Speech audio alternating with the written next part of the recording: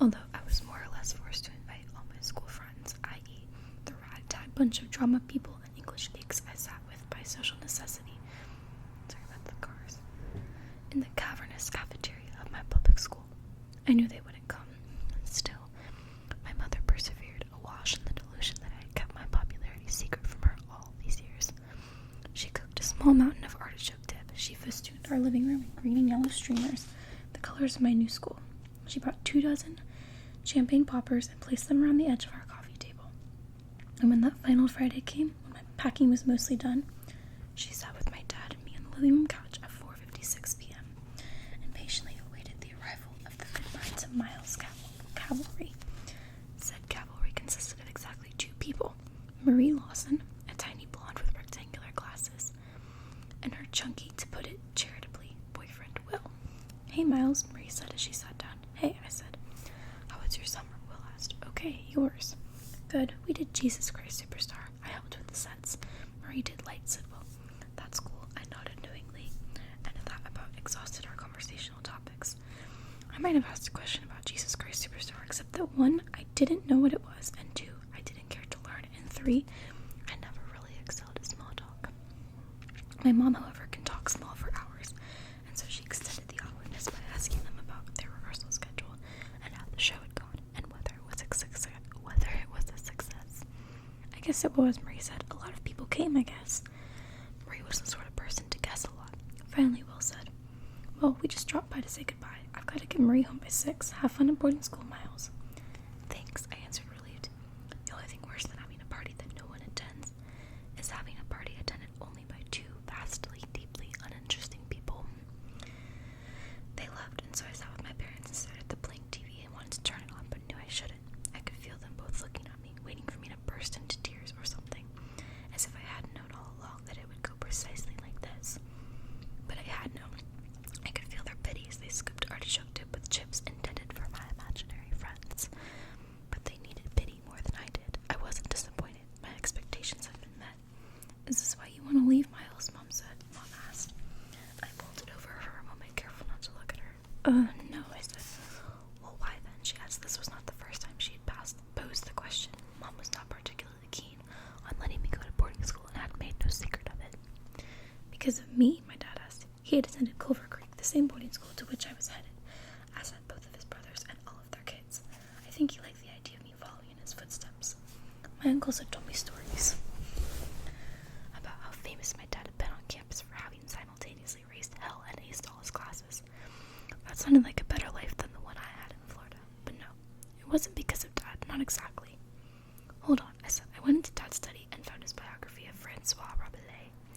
I liked reading biographies of writers, even if, as was the case with Monsieur Rabelais, I'd never read any of their actual writing. I flipped to the back and found the highlighted quote. "Never use highlighter in my books." My dad had told me 1,000 times. But how else are you supposed to find what you're looking for? "So this guy," I said, standing in the doorway of the living room, "Francois Rabelais, he was this poet, and his last words were, 'I go to seek a great perhaps. That's why I'm going, so I don't have to wait until I die to start seeking a great perhaps.' And that quieted them. I was after a great perhaps, and they knew as well as I did that I wasn't going to find it with the likes of Will and Marie. I sat back down on the couch between my mom and my dad put his arm around me, and we stayed there like that, quiet on the couch together for a long time until it seemed okay to turn on the TV. And then we ate artichoke dip for dinner and watched the History Channel, and as going away parties go, it certainly could have been worse. Okay, so 128 days before. Florida was plenty hot, certainly, and humid too, hot enough that your clothes stuck to you like Scotch tape, and sweat dripped like tears from your forehead into your eyes. But it was only hot outside, and generally I only went outside to walk from one air-conditioned location to another. This did not prepare me for the unique sort of heat that one encounters 15 miles south of Birmingham, Alabama, at Clover Creek Preparatory School. My parents' SUV was parked in the grass just a few feet outside my dorm room, room 43. But each time I took those few steps to and from the car to unload what now seemed like far too much stuff, the sun burned through my clothes and into my skin with a vicious ferocity that made me genuinely fear hellfire. Between Mom and Dad and me, it only took a few minutes to unload the car, but my unair-conditioned dorm room, although blessedly out of the sunshine, was only modestly cool.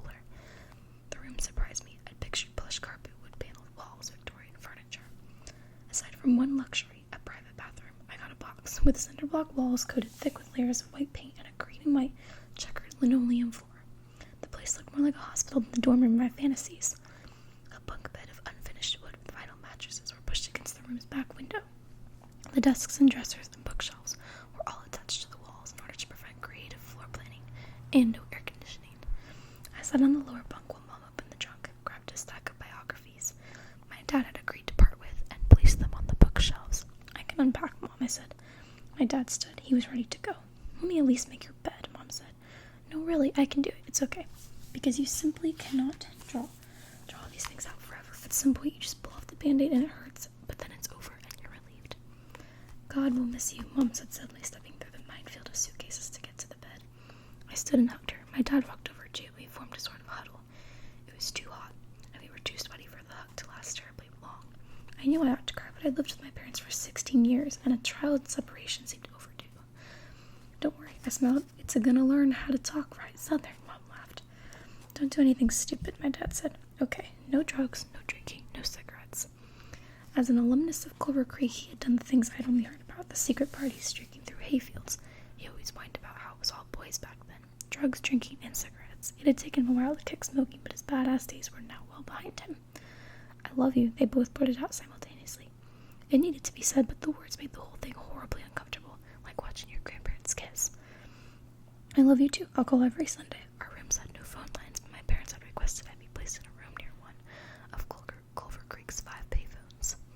They hugged me again, Mom, then Dad, and it was over. Out the back window, I watched them drive the winding road off campus. I should have felt a gooey, sentimental sadness, perhaps, but mostly I just wanted to cool off. So I grabbed one of the desk chairs and sat down outside my door in the shade of the overhanging eaves, waiting for a breeze that never arrived. The air outside sat as still and impressive as the air inside. I stared out over my new digs. 6 one-story buildings, each with 16 dorm rooms, were arranged in a hexagram around a large circle of grass. It looked like an oversized old motel. Everywhere, boys and girls hugged and smiled and walked together. I vaguely hoped that someone would come up and talk to me. I imagined the conversation. Hey, is this your first year? Yeah, I'm from Florida. That's cool. So you're used to the heat? I wouldn't be used to this heat if I were from Hades, I'd joke. I'd make a good first impression. Oh, he's funny. That guy Miles is a riot. That didn't happen, of course. Things never happened like I imagined them. Bored, I went back inside, took off my shirt, lay down on the heat-soaked vinyl of the lower bunk mattress, and closed my eyes. I'd never been born again with the baptism and weeping and all that, but it couldn't feel much better than being born again as a guy with no known past. I thought of the people I read about, John F. Kennedy, James Joyce, Humphrey Bogart, who went to boarding schools, and their adventures. Kennedy, for example, loved pranks. I thought of the great perhaps and the things that might happen and the people I might meet and who my roommate might be. I'd gotten a letter a few weeks before that gave me his name, Chip Martin, but no other information. Whoever Chip Martin was, I hoped to God he would bring an arsenal of high-powered fans because I hadn't packed even one, and I could already feel my sweat pooling on the vinyl mattress, which disgusted me so much that I stopped thinking and got off my ass to find a towel and wipe up the sweat with. And then I thought, well, before the adventure comes, the unpacking. I managed to tape a map of the world to the wall and get most of my clothes into drawers before I noticed that the hot, moist air made even the walls sweat, and I decided that now was not the time for manual labor. Now was the time for a magnificently cold shower. The small bathroom contained a huge full-length mirror behind the door, and so I could not escape the reflection of my naked self as I leaned in and turned on the shower faucet. My skinniness always surprised me. My thin arms didn't seem to get much bigger as they moved from wrist to shoulder. My chest lacked any hint of either fat or muscle, and I felt embarrassed and wondered if something could be done about the mirror. I pulled open the plain white shower curtain and ducked into the stall. Unfortunately, the shower seemed to have been designed for someone approximately 3 feet 7 inches tall, so the cold water hit my lower rib cage with all the force of a dripping faucet. To wet my sweat-soaked face, I had to spread my legs and squat. Significantly, surely John F. Kennedy, who was 6 feet tall according to his biography, my height exactly, did not have to squat at his boarding school. No, this was a different beast entirely, and as the dribbling shower slowly soaked my body, I wondered whether I could find a grave perhaps here at all, or whether I had made a grand miscalculation. When I opened the bathroom door after my shower, a towel wrapped around my waist, I saw a short, muscular guy with a shock of brown hair. He was hauling a gigantic army green duffel bag through the door of my room. He stood 5 feet and nothing, but was well built, like a scale model of Adonis, and with him a